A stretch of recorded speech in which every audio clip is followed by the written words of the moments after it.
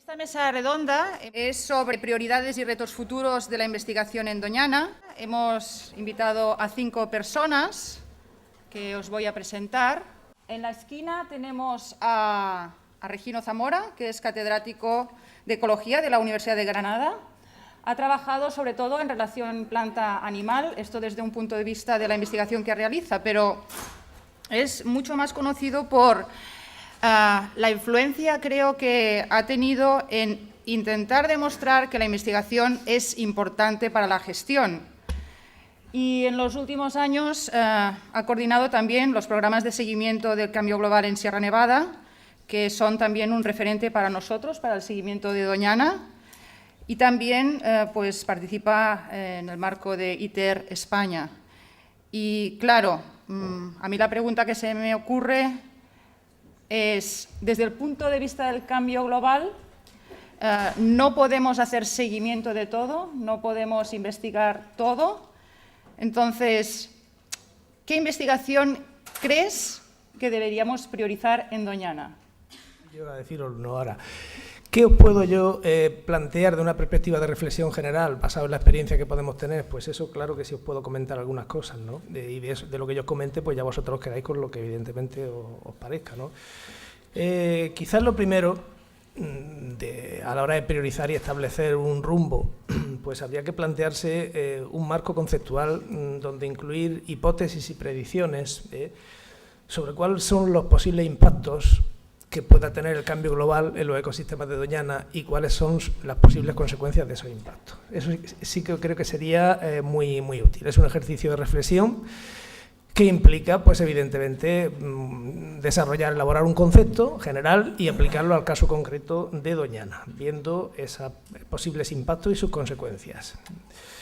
Eso implicaría, evidentemente, también desarrollar un programa de investigación y monitoreo en paralelo. Insisto en las dos cosas, porque cuando uno hablaba de cambio global, tanto valor puede tener un experimento como una buena serie temporal. Creo que no hace falta insistir en esto, ¿no? Entonces, creo que tenéis una oportunidad magnífica para desarrollar simultáneamente un programa de investigación en paralelo con un programa de monitoreo en el marco de la ICTS y todo lo que tenéis ahora mismo montado en la EBD, ¿no? Y reforzar esas sinergias. Eso me parece muy importante, ¿no? Ese programa de investigación y monitoreo tiene que estar basado en preguntas, como no puede ser de otra manera, en el ámbito científico, también en el ámbito de monitoreo, también en el ámbito de la gestión. Basado en preguntas que se especifiquen claramente qué se va a investigar, cómo se va a medir, dónde se va a medir, con qué frecuencia y por qué se va a medir esa variable, en relación, por supuesto, con los motores del cambio global. Eso tiene que estar perfectamente organizado en un marco conceptual que vaya hasta los niveles de detalle más posibles, ¿no? En este desarrollo es fundamental combinar aproximaciones que podríamos llamar de top-down con aproximaciones bottom-up. Top-down implica no inventar la pólvora otra vez y saber qué se cuece en programas internacionales que intenten trabajar en el marco de proyectos de seguimiento del cambio global. Y hay unos cuantos y muy buenos de referencia, ¿no? Entonces, ese es el marco donde hay que situar la cuestión conceptual nuestra, los énfasis que ponemos, pero también debe ser bottom-up desde el punto de vista de que hay que contar con lo que ya se ha hecho en el sitio. En este país tenemos mucha costumbre de echar por tierra de lo que ya se ha hecho. Yo pienso que siempre hay que intentar poner en valor lo que ya se ha hecho y si hace falta reconducirlo. Y si hace falta complementarlo con otras cosas. Seguro que hace falta otras cosas adicionales, pero no echar tierra sobre lo ya hecho. Entonces, ponerlo en valor, reorientarlo, llamarlo como queráis. Pero evidentemente ese trabajo de visibilidad de lo hecho hay que hacerlo y eso implica en definitiva un análisis de fortalezas y debilidades. ¿Qué se ha hecho? ¿Qué es bueno de lo que se ha hecho? ¿Qué huecos tenemos? ¿Qué espacios vacíos hay que rellenar en un marco de un programa de seguimiento del cambio global? Bueno, pues eso evidentemente también exige mucho tiempo de pensar y darle vuelta a la cabeza antes de implementarlo, ¿no? Una cuestión fundamental cuando hablamos de investigación y seguimiento en cambio global es la proyección en el espacio y en el tiempo. Es el ejercicio de exploración espacial y temporal es clave. Temporal se entiende fácil, creo, porque es una reconstrucción del pasado. Cuanto más largas sean las series temporales, mejor. Cuanto más rigurosas sean, mejor. Eso parece que se entiende con más facilidad, ¿no? Y ese ejercicio hay que hacerlo hasta el dato más antiguo posible. Nosotros nos hemos llevado ahora una sorpresa de que en el año, hace 2000 años, poco después de, estando aquí los romanos, ya había polen de olivo en los registros polínicos de las lagunas de la alta montaña de Sierra Nevada. Es decir, que hasta hace 2000 años se puede rastrear la influencia humana en ecosistemas remotos, como puede ser lagunas a 3000 metros de altura. Pues claro, te da una idea del grado de incidencia humana, de impacto humano en ecosistemas que a lo mejor tú considerabas que, bueno, el efecto de alteración humana podía ser muy reciente, ya en plena época industrial, y a lo mejor no lo es así. Entonces, ese conocimiento del pasado te ayuda también a saber qué grado de naturalidad, de ambiente prístino tiene tu ecosistema, y en función de eso tomar unas decisiones que deben ser consecuentes con el grado de influencia humana mayor o menor, ¿no? Pero luego está el eje espacial. Y el eje espacial es muy importante porque a la hora de desarrollar tu programa de seguimiento y de monitoreo, pues tienes que ser muy consciente de que tú eres un punto, un nodo en el mapa de la península, en el mapa de Europa, en el mapa del mundo. Y eso es muy importante, ese ejercicio de hacerlo, de no mirarse tanto al ombligo, con mirar hacia afuera y ver de qué manera lo que yo haga puede complementar redes de seguimiento a escala mucho mayor. En ese sentido, pues se ha hecho un esfuerzo muy importante, tanto por la Estación Biológica como por otros nodos en España, de montar la red LTER España, engarzada en la red LTER Europa, conectada con la red ILTER Internacional. Entonces, ahí yo os diría que la pregunta de qué puedo hacer aquí, qué hago que no repita cosas que se hacen en otros sitios, que se miden en otros sitios y se están haciendo ya razonablemente bien, y que yo puedo complementar reforzando lo que se hace pues en otros lugares. Pero esa idea de no repetir, no duplicar esfuerzos, en definitiva, no tirar fondos públicos, porque cuando uno duplica esfuerzos, en cierta medida tira fondos públicos, pues también tenerlo muy en cuenta todos los que participamos en redes, ¿no? Y ya la última cuestión que os pondría encima de la mesa... Un segundo, sí. Un segundo, sí. Pues hombre, que teniendo un espacio natural y un equipo de investigación como que tenéis y una realidad como la ICTS, pues estáis en condiciones magníficas de montar experiencias pilotos, proyectos pilotos, que vayan más allá de los típicos proyectos de investigación a 3 años vista, que trabajan en 3 metros cuadrados, que los resultados se publican en las mejores revistas del mundo, pero que luego la realidad de ese resultado de cara a trasladarlo a una escala mayor a veces se queda un poquito corta, ¿no? Trabajar a escalas mayores con proyectos que duren más de 3 años, pues eso creo que aunando investigación y monitoreo en lugares como Doñana se puede conseguir con mucha facilidad. A su derecha está Berta Martín, que es profesora del Departamento de Ecología de la Universidad Autónoma de Madrid. Y quería preguntarte, ¿cuáles son los servicios ambientales que crees que son más difíciles de investigar? Bueno, muchas gracias por haberme invitado. Y con respecto a la pregunta, en realidad cada tipo de servicio tiene su idiosincrasia y tiene su particularidad y dificultad en investigar. De hecho, creo que no hay que priorizar en la agenda de investigación ningún tipo de servicios, porque en realidad lo que se ha puesto de manifiesto con toda la literatura académica sobre servicios de ecosistemas es que los servicios están fuertemente interrelacionados y que unos dependen de otros. Entonces, la idea, más que trabajar con un servicio, que un servicio sea más difícil de explorar que otros, la idea es trabajar con agrupaciones de servicios. Es decir, aquellos servicios que están interrelacionados entre ellos positivamente, que tienen relaciones sinérgicas, sin los cuales no habría uno si no estuvieran otros. Un claro ejemplo es la agrupación que hay entre servicios de regulación como control de erosión, regulación hídrica, con el servicio de abastecimiento, disponibilidad de agua potable para consumo y para riego y, por tanto, alimento. En realidad, precisamente por esto, hay algunos servicios que pueden ser claves y que realmente son los más difíciles de trabajar, como son los servicios de regulación o algún servicio cultural, como es el conocimiento ecológico local u otros. Más que trabajar con unos en concreto u otros, o con unos más difíciles, claro, el concepto de servicios de ecosistemas es un concepto conector entre ecosistemas y sistemas sociales y ahí radica precisamente su dificultad. Y radica su dificultad en todos los servicios, abastecimiento, regulación y culturales. ¿Por qué? Porque tenemos que trabajar desde la capacidad de los ecosistemas y la biodiversidad de generar esos servicios, y la evidencia que parece que hay hasta el momento es que el componente de la biodiversidad más importante en su suministro es la diversidad funcional, de la cual hay trabajos hechos a escala de vegetación, pero muy poco hecho a escala de invertebrados, en el grupo taxonómico de invertebrados o en algunos vertebrados, y este ya de por sí es un reto, pero también supone que tenemos que trabajar con los actores sociales que usan, disfrutan, valoran esos servicios de ecosistemas. Y en este caso, mucho se ha hecho a escala de o en la dimensión de valoración económica de los servicios. La literatura científica de servicios está radicalmente sesgada a ello, pero muy poco desde aproximaciones culturales o desde aproximaciones no monetarias. Y este es otro de los retos, cómo valoramos servicios de ecosistemas, tanto abastecimiento, regulación, como culturales, y sobre todo culturales en este caso desde una aproximación no monetaria. Y es uno de los retos también más interesantes a escala de toma de decisiones, porque si somos conscientes de que la información que existe hasta ahora es valoración económica y, por tanto, valores monetarios de servicios de ecosistemas, obviamente estamos incentivando que la toma de decisiones se sesgue hacia instituciones de mercado, hacia pago por servicios ambientales, banco de hábitats, etc. Y esto es lo que se está promoviendo a escala nacional, en Latinoamérica, en África, etc. Y nos olvidamos de que existen nuestras instituciones muy importantes que suponen que tienen que gestionar o que deberían gestionar los servicios de ecosistemas. Y esto lleva al tercer reto, desde mi punto de vista, en cuanto a la investigación de servicios, es decir, de todos los servicios. Es qué sistema de gobernanza es el adecuado a escala local y con aproximación, como decía Regino, de abajo arriba y de arriba abajo, para mantener un suministro variado de servicios, para mantener estas agrupaciones de servicios y para favorecer un uso sostenible de los mismos por parte de los actores locales.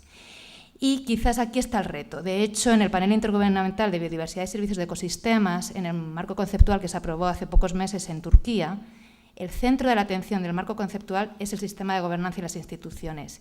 Y esto choca con marcos conceptuales previos del Millennium Ecosystem Assessment o del proyecto de la economía de los ecosistemas y la biodiversidad. ¿Por qué? Porque nos damos cuenta que precisamente el sistema de gobernanza y las instituciones son los que promueven la escala de valores y los sistemas de valores en los actores sociales y, por tanto, el comportamiento y la toma de decisiones y las acciones. Entonces, ¿con qué servicio trabajar? Trabajar con las agrupaciones de servicios. ¿Desde qué perspectiva? Suministro, demanda, valoración, uso, disfrute y gobernanza. Esas son las tres líneas de investigación que se están abriendo y que recientemente además han sido aprobadas por Diversitas y el International Council of Science para trabajar en temas de servicios de ecosistemas. Esto, para acabar, establece un reto muy importante. ¿Cuál es el reto? Por parte de nosotros científicos de diferentes disciplinas, ser muy respetuosos con las otras disciplinas, porque si no el puente entre ciencias naturales y ciencias sociales no lo vamos a conseguir, con aproximaciones metodológicas diferentes, es decir, desde las ciencias sociales que trabajan el cualitativo, con verbatims, análisis de contenido, etcétera, entender la importancia de los p-valores y viceversa. Los que trabajamos con cuantitativo p-valores, entender la importancia de los análisis cualitativo. Y por último, entender la importancia de otras fuentes de conocimiento que no es solo el conocimiento científico, sino el conocimiento local de los actores locales, ese conocimiento experiencial que ya viene siendo reclamado por Convenio de Diversidad Biológica o IPB, o el Panel Intergubernamental de Biodiversidad y Servicios de Ecosistemas. Pues quería presentaros a Eva Hernández, que es bióloga. Ha trabajado en desarrollo sostenible, en ordenación del territorio y actualmente es la responsable del programa de agua y agricultura de WWF España. Y no podemos entender la existencia de la Estación Biológica de Doñana sin el papel fundamental que tuvieron en sus inicios. Yo quería preguntarle, pues, ¿por qué tema de investigación apuestan los ecologistas preocupados por la conservación de Doñana? O sea, ¿realmente qué les preocupa? Lo primero, muchas gracias por organizar estas jornadas, porque nos están aportando mucha información también a los ecologistas que nos hace falta para aportar a las administraciones en la toma de decisiones. Y ese es principalmente el reto que encontramos. Estamos viendo mucha investigación muy interesante aquí que seguro utilizaremos, pero vemos piezas dispersas de un puzzle y nos falta la integración de todas esas piezas para ver cuál es la visión general, tanto en temas de cambio climático que se están comentando aquí, servicios ambientales, de funcionamiento del ciclo del agua en superficie y subterránea.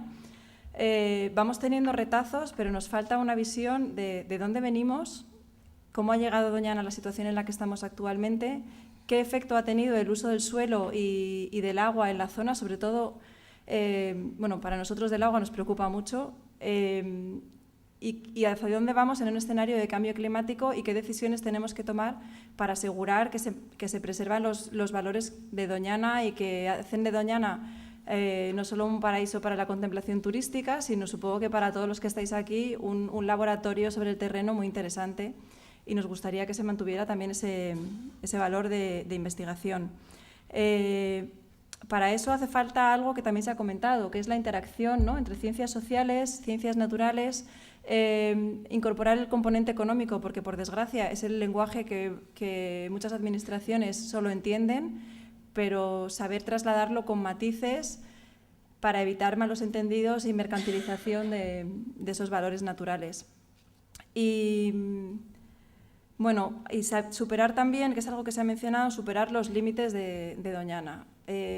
Pensamos que hay muchos trabajos muy interesantes, pero también entendemos que hay una limitación de presupuesto, que ojalá hubiese más dinero para investigación, pero vemos que la investigación se queda de la valla del Parque Nacional generalmente hacia adentro, y hacia afuera hay poca información o no tanta, y sería interesante tener una perspectiva precisamente para saber qué influencia han tenido los usos del territorio sobre lo que está pasando dentro, porque al final Doñana no es una isla ni queremos que lo sea, sino que interacciona con todo lo que tiene alrededor. Entonces, ¿qué es lo que está pasando dentro y qué efectos tiene lo que pasa fuera para poder mejorar esa gestión, evitar los impactos y potenciar esos valores naturales que tiene Doñana, sea espacio protegido o no? Muchas gracias. Bueno, el ciclo del agua ha salido muchísimas veces y por eso hemos invitado a Marisol Manzano, que es profesora de la Universidad Politécnica de Cartagena, y desde hace 20 años ha trabajado en temas variados de hidrología subterránea. En Doñana ha trabajado más de 10 años, primero solo en el acuífero y después en la relación entre los humedales del manto eólico litoral y del acuífero. Entonces yo me pregunto, después de tantas charlas ayer relacionadas con el ciclo del agua en general, pues si hay algún aspecto aún sobre el estado del acuífero de Doñana que aún requiera investigación, o si ya lo sabemos todo. Yo también empiezo dando las gracias por haberme invitado a estar aquí, por la consideración hacia mi experiencia que demuestra y sobre todo, casi para mí más valioso, por haberme permitido aprender todo lo que estoy aprendiendo. Os animo a que hagáis esto con más frecuencia, aprovecho. Bueno, ¿qué quedaría por saber del acuífero de Doñana? Muchas cosas, claro.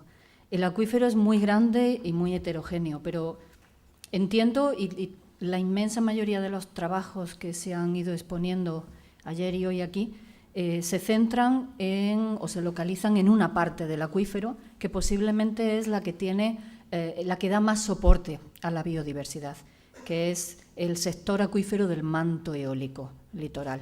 Como es una nomenclatura que ya se utiliza, ¿no?, consolidada, pues nosotros también lo usamos así, el acuífero del manto eólico litoral de Doñana, el MEL. Se tiene una idea razonablemente buena de ese marco conceptual general que Regino pedía para otros aspectos.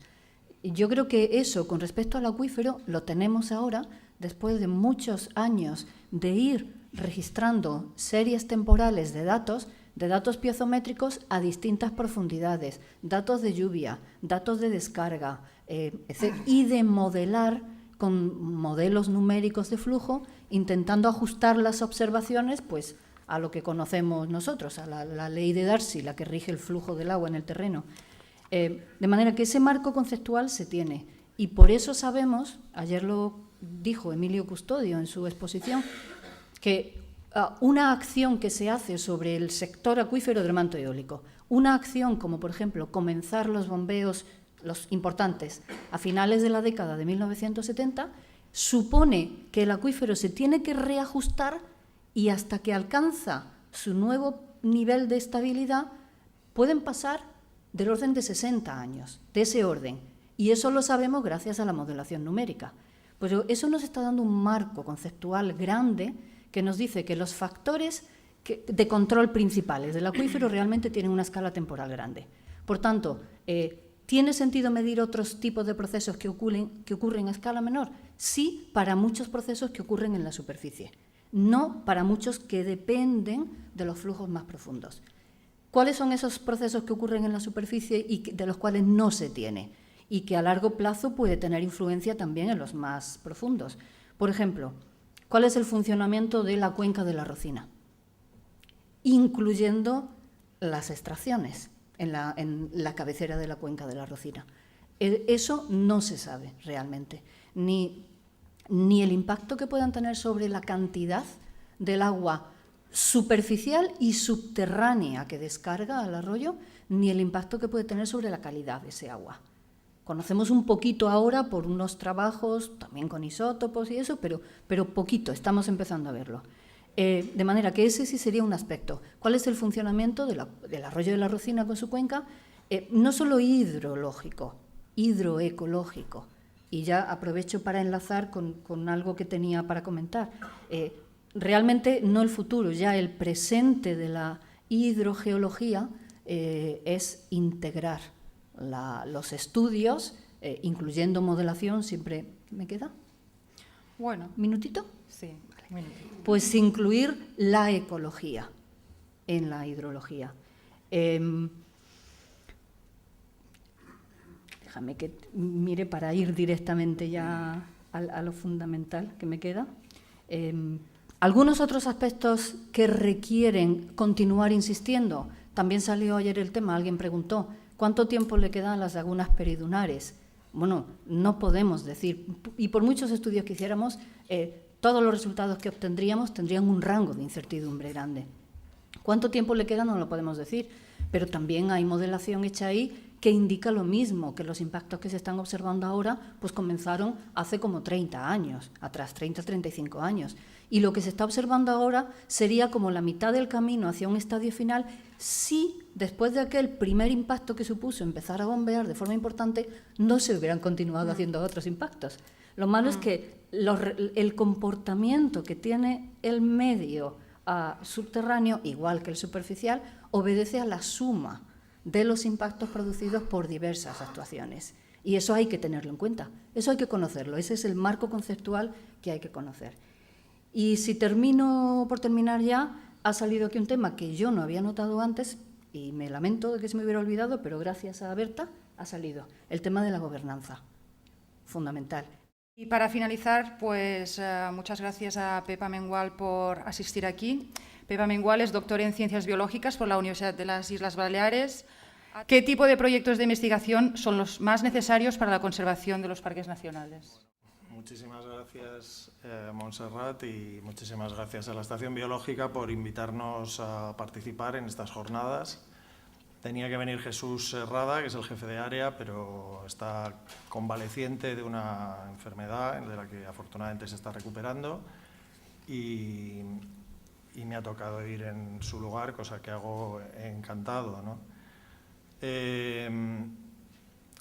Prioridades. Bueno, yo antes de las prioridades me gustaría dedicar un minutito simplemente a lo que es el programa de investigación, cuál ha sido su origen, porque esto explica o va a ayudar a explicar cuáles son las prioridades desde el punto de vista del organismo autónomo, qué proyectos consideramos que son fundamentales. El proyecto nace en 2002, por tanto lleva 12 años funcionando sin interrupción y ha supuesto una inversión económica importante, unos entre 17 y 18 millones de euros, la cifra exacta no os la puedo decir, pero aproximadamente esta es la cantidad que se ha repartido entre los 14 y este año ya 15 parques de la red de una forma no homogénea, de una forma irregular tanto en el espacio como en el tiempo, de tal manera que ha habido parques que han recibido una financiación más alta y un número de proyectos más alto, y parques que por distintos motivos, que si podemos entraremos luego, pues han tenido una financiación menor y un número de proyectos inferior. Desde el principio, el objetivo de esta línea de investigación, de este programa de investigación, fue doble. digamos, la evaluación de este programa de investigación fue doble a la hora de otorgar los proyectos. La línea nace del convencimiento por parte del organismo autónomo de que la investigación científica contribuye y puede contribuir de una manera importante a la mejora de la gestión de los parques, y en ese sentido es en el que decía yo que la evaluación de los proyectos científicos explica hasta cierto punto cuáles son las prioridades. El programa tiene una doble evaluación, tiene una evaluación científica, de calidad científica, que la lleva a cabo la Agencia Nacional de Evaluación y Prospectiva, pero tiene después una segunda evaluación, que es la evaluación de oportunidad. Esta evaluación la efectúan los propios parques nacionales. A los parques nacionales, después del primer filtro que supone la evaluación de ANEP, en el que nos define los programas que desde su punto de vista reciben la calificación de excelente, que normalmente son los que pasan a la segunda fase. Es un proceso secuencial porque, obviamente, como os podéis figurar, se presentan muchísimos más proyectos de los que finalmente son financiados, y mucho más estos últimos años en los que, desgraciadamente, la partida económica de la que hemos podido disponer para el programa de investigación pues se ha visto grandemente reducida, ¿no? Hasta el punto de que el año pasado estuvo a punto de desaparecer. Contamos exclusivamente con 500.000 euros, con los cuales se han podido financiar en 2013 escasamente 9 proyectos, y uno de ellos es un proyecto coordinado de tres proyectos, o sea que en definitiva podríamos hablar de 7 proyectos, ¿no? Comparado con los casi 2 millones de euros que se han invertido en años anteriores, pues bueno, la diferencia es notable. Y en la segunda fase son los propios parques los que, a partir de los proyectos que han pasado el corte, deciden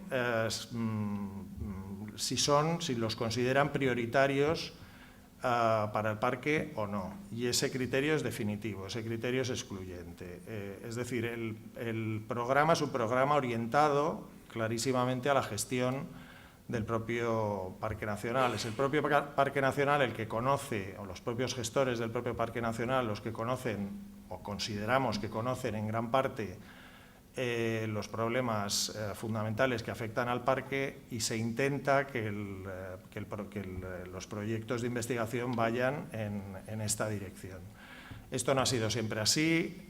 Hubo un inicio del programa de investigación titubeante en el que no estaban claros los criterios, pero poco a poco se han ido definiendo, y yo creo que en este momento la situación económica, es decir, la baja partida presupuestaria con la que contamos y con la que vamos a contar desgraciadamente este año también, y el papel preponderante que le queremos dar a la resolución de problemas reales de gestión del parque y al obtener una alta tasa de retorno de los resultados de la investigación, van a, de alguna manera, a condicionar cada vez más la convocatoria hacia proyectos realmente muy aplicados para cada parque nacional. Bueno, pues muchas gracias a los participantes de la mesa, muchas gracias a todos vosotros.